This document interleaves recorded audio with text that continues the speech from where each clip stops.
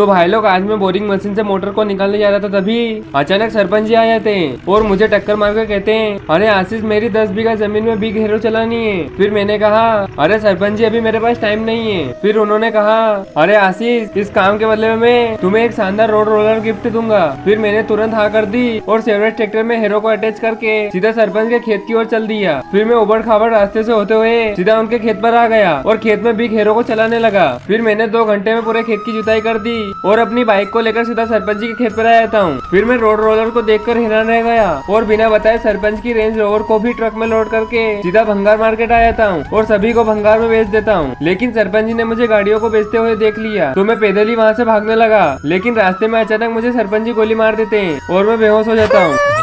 तो भाई लोग आज मैं बोरिंग मशीन से मोटर को निकालने जा रहा था, तभी अचानक सरपंच जी आ जाते हैं और मुझे टक्कर मार कर कहते हैं, अरे आशीष मेरी 10 बीघा जमीन में बिग हीरो चलानी है। फिर मैंने कहा, अरे सरपंच जी अभी मेरे पास टाइम नहीं है। फिर उन्होंने कहा, अरे आशीष इस काम के बदले में मैं तुम्हें एक शानदार रोड रोलर गिफ्ट दूंगा। फिर मैंने तुरंत हाँ कर दी और सेवरेज ट्रैक्टर में हीरो को अटैच करके सीधा सरपंच के खेत की ओर चल दिया। फिर मैं उबड़ खाबड़ रास्ते से होते हुए सीधा उनके खेत पर आ गया और खेत में बिग हीरो को चलाने लगा। फिर मैंने 2 घंटे में पूरे खेत की जुताई कर दी और अपनी बाइक को लेकर सीधा सरपंच जी के खेत पर आ जाता हूँ। फिर मैं रोड रोलर को देखकर हैरान रह गया और बिना बताए सरपंच की रेंज रोवर को भी ट्रक में लोड करके सीधा भंगार मार्केट आ जाता हूँ और सभी को भंगार में बेच देता हूँ। लेकिन सरपंच जी ने मुझे गाड़ियों को बेचते हुए देख लिया तो मैं पैदल ही वहाँ से भागने लगा। लेकिन रास्ते में अचानक मुझे सरपंच जी गोली मार देते हैं और मैं बेहोश हो जाता हूँ।